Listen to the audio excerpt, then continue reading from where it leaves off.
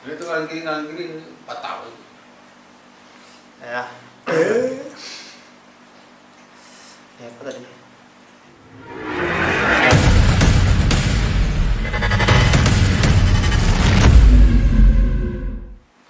Bismillahirrahmanirrahim. Assalamualaikum warahmatullahi wabarakatuh. Waalaikumsalam warahmatullahi wabarakatuh. Innal hamdalillah nahmaduhu wa nasta'inuhu wa nastaghfiruhu wa na'udzu billahi min syururi anfusina wa sayyiati a'malina may yahdihillahu fala mudilla lahu wa may yudlil fala tajida lahu waliyyan mursyida. Asyhadu an la ilaha illallah wa asyhadu anna Muhammadan abduhu wa rasuluh la nabiyya ba'da amma ba'd. Alhamdulillah, kita bersyukur kepada Allah Subhanahu wa taala yang senantiasa memberikan kepada kita segenap rahmat dan karunia-Nya sehingga kita di sini banyak sekali ya di masa-masa yang banyak sekali orang kesulitan ini kita insya Allah masih diberikan Allah kelimpahan rezeki yang bisa kita nikmati dan insya Allah sambil bisa juga kita berbagi, mudah-mudahan istiqomah. Salam dan salam senantiasa pula kita sampaikan kepada Allah agar disampaikan kepada baginda Rasul Muhammad sallallahu alaihi wasallam. Allahumma shalli ala Muhammad wa ala ali Muhammad. Baiklah Umi, Abi, Barazi, Baruk Zaki, Kak Wela, Patih musibut Kak. Pati. Ya, kita semuanya berkumpul di sini ya meskipun tidak lengkap Umar dan Kak Nia yang nggak hadir nanti PR-nya ya Ki ya harus menonton videonya. Baiklah, pada kesempatan yang singkat kali ini izinkan Ahmad menyampaikan ya atau mengingatkan kepada kita semua materi yang sudah sama-sama mungkin di kepala kita masing-masing mungkin, yaitu tentang keutamaan tilawah. Fadhailut tilawah bahasanya, betul ya? Fadhailut tilawah. Nah, seluruh materi yang berhubungan dengan Al-Quran ini selalu menarik ya karena Al-Quran ini banyak sekali cabang-cabangnya, mulai dari mempelajari mengapa kita harus membacanya, mengapa kita harus menghafalnya, mengapa kita harus mengamalkannya, keistimewaannya, kemukjizatannya, apanya lagi. Semua yang berhubungan dengan Al-Quran itu selalu saja harus kita pelajari ya karena itu satu-satunya pedoman hidup kita. Nah, dan hari ini kita khusus membahas atau untuk menyampaikan tentang keutamaan tilawahnya. Nah, hadirin rahimakumullah, ada satu hadis dari Ibnu Abbas radhiyallahu anhu, beliau mengatakan ada seseorang yang bertanya kepada Rasulullah sallallahu alaihi wasallam, "Wahai Rasulullah, amalan apakah yang paling dicintai Allah?" Katanya, lalu beliau menjawab, "Al-hal wal murtahal." Yaitu orang itu bertanya lagi, "Apa itu al-hal wal murtahal wahai Rasulullah?" Beliau menjawab, yaitu yang membaca Al-Qur'an dari awal hingga akhir. Setiap kali ia selesai mengulanginya lagi, setiap kali ia selesai khatam sampai akhir, dia mengulanginya lagi dari awal. Artinya itu adalah amalan yang paling dicintai Allah. Jadi mengkhatamkan Al-Quran itu juga adalah salah satu amalan yang paling dicintai Allah. Nah, jadi kalau misalnya hadis yang sudah sangat familiar sama kita itu ada hadis Allah membalas pahala orang yang menghafal Al-Quran itu per hurufnya adalah 10 kali lipat. Dan Rasulullah katanya, beliau sallallahu alaihi wasallam menyampaikan, "Aku tidak mengatakan alif lam mim itu satu huruf, melainkan alif satu huruf, lam satu huruf, dan mim satu huruf." Kalau kita membaca Al-Quran, mustahil kita membacanya ngitung-ngitung hurufnya, ngitung-ngitung ayat aja enggak gitu kan. Nah, mungkin hitungannya halaman dan kita tidak pernah menghitung per hurufnya. Ini saking inginnya Allah agar kita mendapatkan pahala yang banyak, menjadi satu huruf itu adalah 10 kali lipat. Ya, 10 kebaikan. Apalagi di bulan Ramadan saat ini. Nah, jadi ini adalah apa ya, keistimewaan yang sangat besar, kesempatan bagi kita semua. Belum lagi di Al-Quran ya, di surat berapa itu? Man jaa bil hasanati falahu asyru amsalihha wa man jaa bis sayyiati fala yujza illa mithlaha. Nah, di dalam Al-Quran Allah pun mengatakan barang siapa yang melakukan kebaikan diganjarkan dengan 10 kali lipat pahalanya, sedangkan yang melakukan keburukan diganjar dengan dosa yang sederajat dengan dosa tersebut, tidak dilipat gandakan pula. Ini juga salah satu cara agar Allah ingin kita ini masuk surga itu. Kalau kita melakukan pahala, amalan baik, pahalanya sangat banyak. Kalau kita melakukan keburukan, pahalanya sesuai dengan amalan buruk tersebut. Nah, generasi sahabat dapat menjadi generasi terbaik, ya, khairul qurun, adalah karena mereka memiliki ihtimam yang sangat besar terhadap Al-Quran. Sayyid Qutb dalam bukunya Ma'alim fit Thariq menyebutkan 3 faktor yang menjadi rahasia mereka mencapai generasi terbaik. Ini yang berhubungan dengan Al-Quran.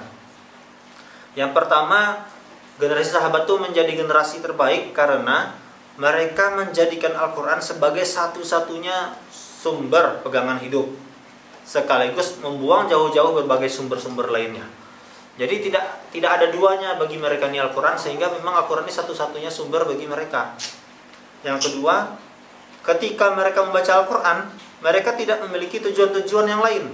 Ya, tujuan mereka itu betul-betul semata-mata untuk mengimplementasikan apa yang diinginkan oleh Allah di dalam kehidupan mereka. Jadi ketika para sahabat itu membaca Al-Quran, dia memikirkan bagaimana bisa langsung mengimplementasikannya. Kalau zaman sekarang kan banyak sekali niat-niat orang baca Al-Quran kan, ada yang supaya terkenal, supaya merdu, viral dan lain-lainnya. Nah, jadi kalau para sahabat itu betul-betul murni niatnya untuk mengimplementasikan isi Al-Quran itu. Yang ketiga, mereka membuang jauh-jauh segala hal yang berhubungan dengan masa lalu. Ketika jahiliyah, mereka memandang bahwa Islam merupakan titik tolak perubahan yang sama sekali terpisah dengan masa lalu. Jadi mereka nggak mikir lagi masa lalu mereka jahiliyah. Yang penting saat ini mereka berpegang teguh pada Al-Quran. Nah, Al-Quran yang kita pegang ini sama persis dengan Al-Quran yang dipegang oleh dimanapun manusia berada di muka bumi ini.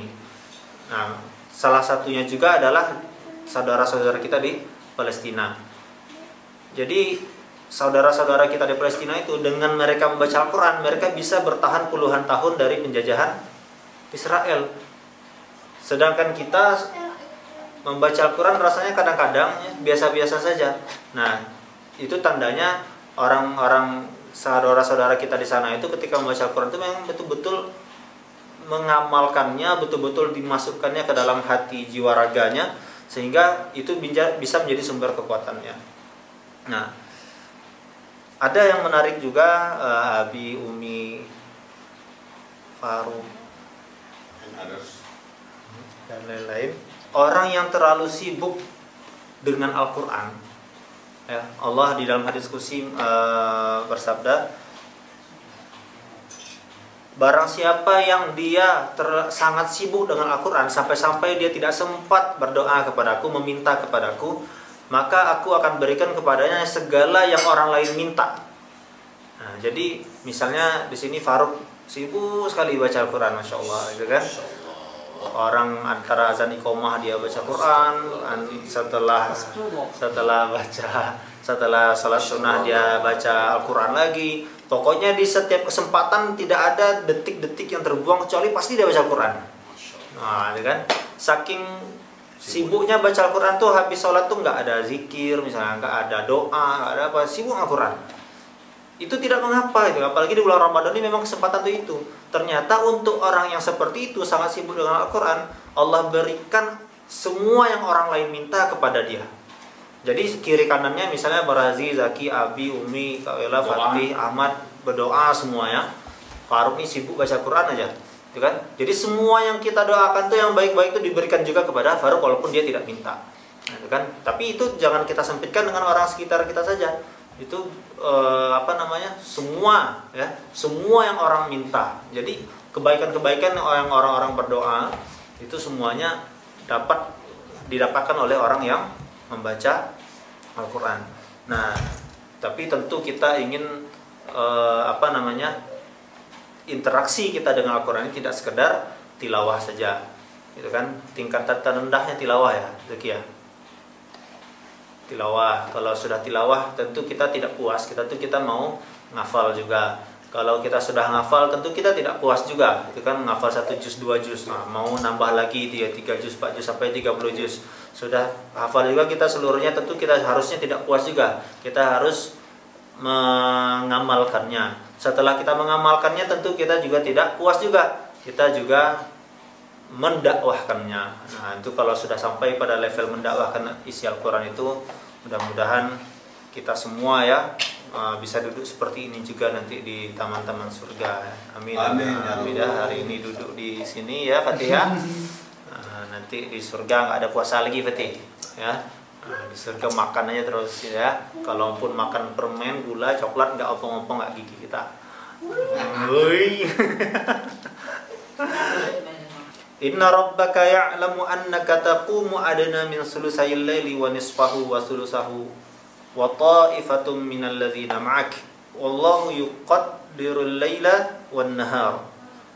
Nah, ini sesungguhnya Tuhanmu mengetahui bahwa engkau itu berdiri min sulusayil laili wa nisfahu, di sepertiga malam, atau itu tuh artinya kurang dari sepertiga malam, atau setengahnya pun, atau sepertiga akhirnya lagi.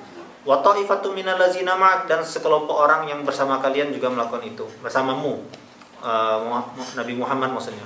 Wallahu yuqaddirul laila wan nahar, Allah lah yang mengatur malam dan siang. Lalu Allah mengatakan alima allan tuhsuhu fataba alaikum. Dia mengetahui alima allan tuhsuhu, kalian tidak bisa menghitungnya, fataba alaikum, maka Allah menerima taubat kalian. Faqra'u ma tayassara minal Qur'an. Lalu Allah memerintahkan kepada kita, bacalah yang mudah-mudah dari Al-Qur'an itu. Yang mudah dari Al-Qur'an, mudah yang sedikit aja boleh ya, berapapun itu. Lalu menariknya di sini,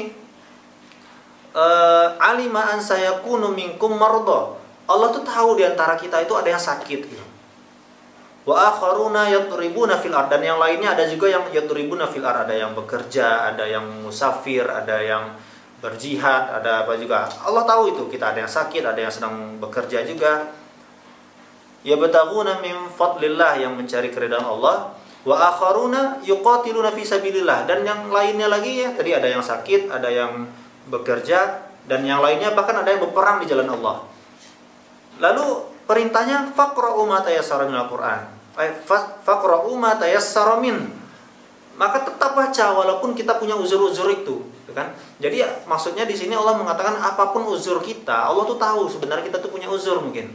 Mungkin ada yang lisannya nggak lancar, mungkin ada yang apalagi nggak mahir, ada yang macam-macam ya alasan kita, ada yang sakit, ada yang sibuk kerja dan lain-lainnya. Tetap perintah itu tidak dilepaskan dari kita. Jadi perintah membaca Al-Quran itu apapun uzur kita tetap harus kita laksanakan ya. Teringat juga hadis allazi yaqra'ul Qur'an wa huwa mahirum bih. Barang siapa yang membaca Al-Quran dan dia mahir dalam membaca Al-Quran tersebut, maka ma'al apa lagi? Kiramil bararah, bersama malaikat yang mulia. Nah, jadi orang yang baca Al-Quran dan dia mahir, dia bersama malaikat dan yang mulia. Dan wallazi yaqra'ul Qur'an, dan orang yang baca Quran wa yatata'tahu fihi, dan orang yang baca Quran dan dia terbata-bata dalam membaca Quran tersebut, lahu ajran, dia dapat 2 pahala. Jadi orang yang mahir itu dinaungi malaikat, kalau orang yang terbata-bata membaca Quran malah dapat 2 pahala ya. Yang pahala pertamanya dia tetap membaca Quran, yang kedua dia berusaha untuk tetap belajar agar bisa mahir. Allahu a'lam bishawab. Mudah-mudahan di dalam Ramadan kali ini kita bisa lebih maksimal, karena mungkin aktivitas kita tidak banyak, lebih maksimal dalam mengkhatamkan Al-Quran dengan target kita masing-masing. Minimal setiap huruf dalam Al-Quran itu ada kita lafazkan di dalam Ramadan ini. Amin. Amin ya rabbal alamin. Aku luka lihat astaghfirullah wa lakum, yang benar hanya dari Allah, yang salah dari diri pribadi. Assalamualaikum warahmatullahi wabarakatuh. Waalaikumsalam warahmatullahi wabarakatuh.